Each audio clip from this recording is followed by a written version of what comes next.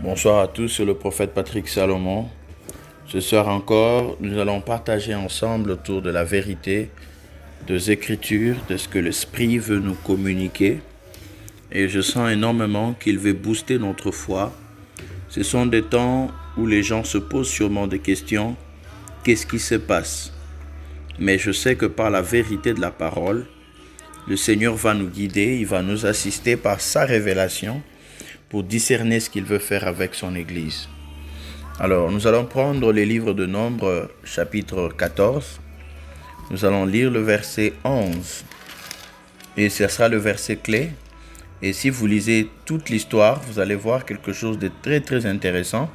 Nombre 14 nous montre au moment où le peuple d'Israël s'est révolté contre Dieu parce que Dieu leur avait fait une promesse et ils sont arrivés dans une terre où il y avait des géants.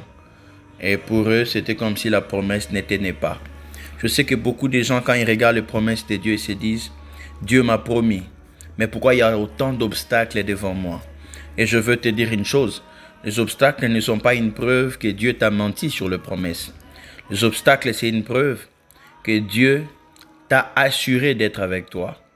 Et ce que nous ne comprenons pas dans la marche chrétienne, c'est que les souffrances et les obstacles, pour nous, c'est comme une forme d'opposition au plan de Dieu. Ce n'est pas de l'opposition au plan de Dieu, mais c'est par contre les instruments de la manifestation de sa gloire. Dieu utilise l'adversité, les luttes, les problèmes qui sont devant nous pour manifester sa gloire et non pour nous arrêter sur le chemin. Et vous allez remarquer que Dieu utilise les obstacles pour nous enseigner la foi. Vous allez voir par exemple dans Nombre 14, verset 11, quand Dieu parle maintenant à Moïse, il dit, la Bible dit, Nombre 14, 11, et l'Éternel dit à Moïse, « Jusqu'à quand ce peuple me méprisera-t-il? Jusqu'à quand ne croira-t-il pas en moi, malgré tous les prodiges que j'ai fait au milieu d'eux? » Dieu dit, « Jusqu'à quand ce peuple ne croira-t-il pas en moi? » Ça veut dire que l'objectif de Dieu dans le désert, c'était amener ce peuple à croire en lui, à accepter qu'il est Dieu, à accepter qu'il est capable de tout. Mais le peuple ne pouvait pas croire parce que les yeux du peuple étaient trop vers les obstacles. Les yeux du peuple étaient trop vers les démons. Les yeux du peuple étaient trop vers les géants. Et Dieu ne veut pas que tu marches avec lui de cette manière, que tu regardes tes circonstances comme un frein. Non, il veut que tu regardes tes circonstances comme une preuve de sa manifestation, de son existence et de sa gloire. Il voulait que toutes ces épreuves conduisent le peuple d'Israël dans la foi. Quand ils avaient vu Pharaon vouloir les détruire, quand il a séparé la mer Rouge, c'était pour que le peuple comprenne que Dieu est grand. Et souvent dans la vie, nous oublions Dieu quand les obstacles sont là. Ils ont oublié que Dieu était avec eux parce qu'ils ont trop regardé les géants. Combien de fois dans la foi chrétienne, nous oublions que Dieu est avec nous? Nous oublions que face à cette maladie, Dieu existe et que cette maladie peut tomber. C'est parce qu'il est Dieu que les obstacles vont nous enseigner qu'il y a Dieu avec nous, que nous avons la foi en lui, qu'absolument cette situation peut changer. J'ai pris que Dieu te communique une nouvelle force par la puissance de la foi et que dans le nom de Jésus-Christ, que tu crois aujourd'hui que cette montagne peut tomber.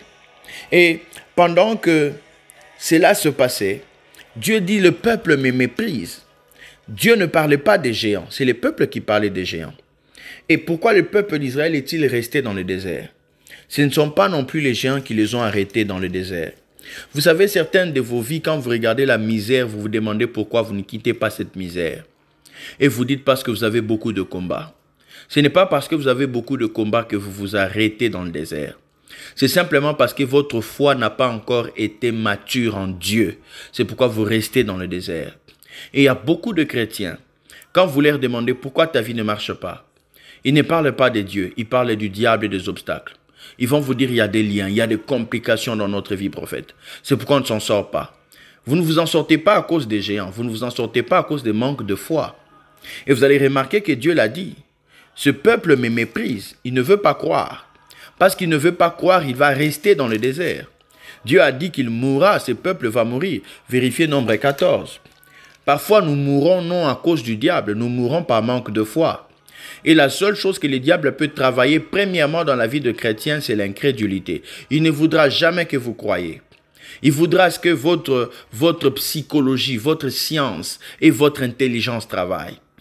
Et parce qu'il sait qu'à tout moment que votre intelligence va travailler, la foi ne sera pas là. Il sait que quand votre intelligence va travailler, vous ne serez pas en mesure de saisir les choses de Dieu. Parce que c'est par la foi que Dieu travaille dans l'homme. C'est par la foi que Dieu accède à l'homme. C'est par la foi que Dieu se déverse dans l'homme. C'est par la foi que Dieu manifeste toute œuvre. Hébreux chapitre 11. Nous croyons que tout ce qui a été créé par la foi, par la parole. Et c'est par la foi que ces choses sont arrivées. La foi est une démonstration de choses qu'on ne voit pas.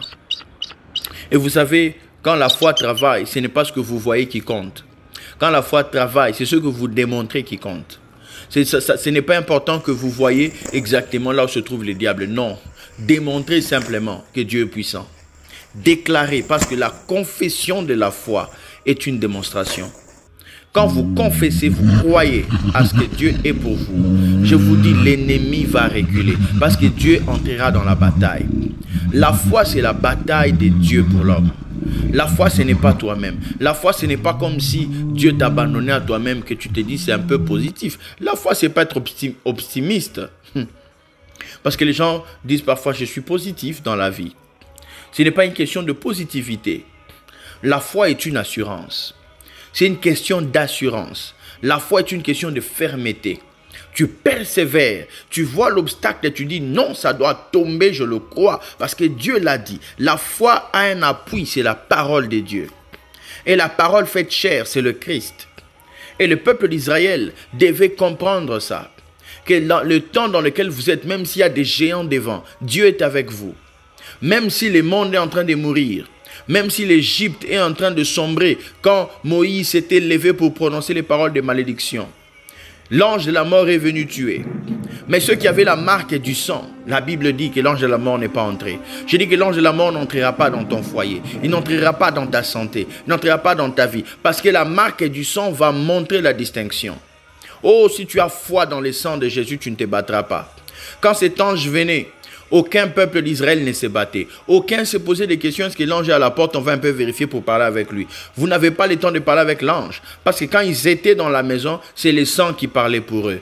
Quand l'ange de la mort venait, l'ange rencontrait les sangs et il voyait le visage de Jésus dans ses sangs. Oh, c'était le Christ mort, ressuscité, qui disait à cet ange, tu ne toucheras pas aux miens, leur maison m'appartient. Et la maison dans laquelle le Christ habite, c'est le corps du chrétien. Alléluia. Le corps, ton esprit, ton âme, tout appartient à Christ. Il est dedans. À tout moment qu'un esprit vient, il y a un stop. Il y a un signe du sang qui dit, on n'entre pas ici. Alléluia. Ta vie est entre les mains de Jésus. Oh, si tu crois aujourd'hui, tu as la foi dans l'œuvre. Tu as la foi dans la gloire de Dieu. Je vais te dire, tu es parmi les gens qui vont hériter de grandes choses. Tu dois hériter la vie de Dieu. Tu dois hériter la guérison. Tu dois hériter la délivrance. Tu dois hériter la prospérité. Ce sont des acquis dans la foi en Dieu. Et le peuple d'Israël ne comprenait pas. Il croyait que les géants l'avaient arrêté. Et vous savez, il y a beaucoup de gens qui s'arrêtent disant que ce sont les géants qui les arrêtent. Mais c'est par contre Dieu qui les a arrêtés. Ce ne sont pas les géants. Parce qu'Israël pouvait posséder le pays. Mais Israël ne l'a pas possédé.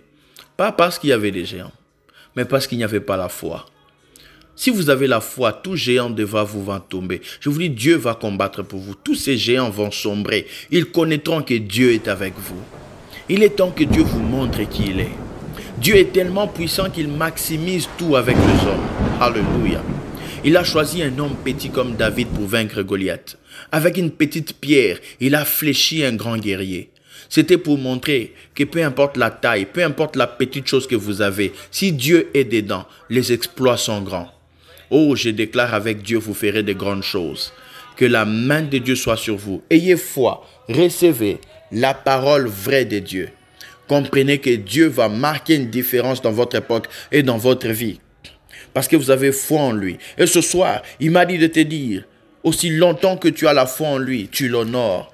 Il a dit, Moïse, ce peuple me méprise parce qu'il ne croit pas. Quand tu ne crois pas, c'est comme si tu méprisais Dieu. Tu ne penses même pas en un instant qu'il est capable de faire ce qu'il dit, alors qu'il en est capable. C'est aujourd'hui, par la puissance de sa parole que je te l'ai dit, que ces géants ne sont rien. Lève-toi avec foi, quitte ces lits d'hôpital, quitte cet endroit, quitte ce domaine spirituel qui est en train de t'asservir. Dis-leur, je suis libre dans le sang de Jésus. Christ est ma victoire, et ma puissance, et ma restauration. Je crois en Dieu. Et je vous dis, Dieu entrera dans la scène. Vous allez entrer dans l'héritage. C'est votre portion. Et Dieu le veut bien, que vous soyez prospères. Et en prenant ce passage, j'aimerais vraiment vous exhorter. Moi, votre frère, le prophète Salomon, je vous exhorte à connaître Dieu, à savoir que votre cas n'est pas impossible pour lui. C'est tellement simple si vous croyez. Persévérez, soyez fermes. Le Seigneur est à la porte et vous avez la victoire dans le sang de Jésus. Tout est à vous. Ne laissez pas l'ennemi vous tromper. Vous êtes bénis. Recevez la grâce ce soir. Que le Seigneur vous accompagne partout où vous êtes. Au travers de vos moments de méditation, saisissez la parole de Dieu. Soyez bénis dans le nom de Jésus. Amen.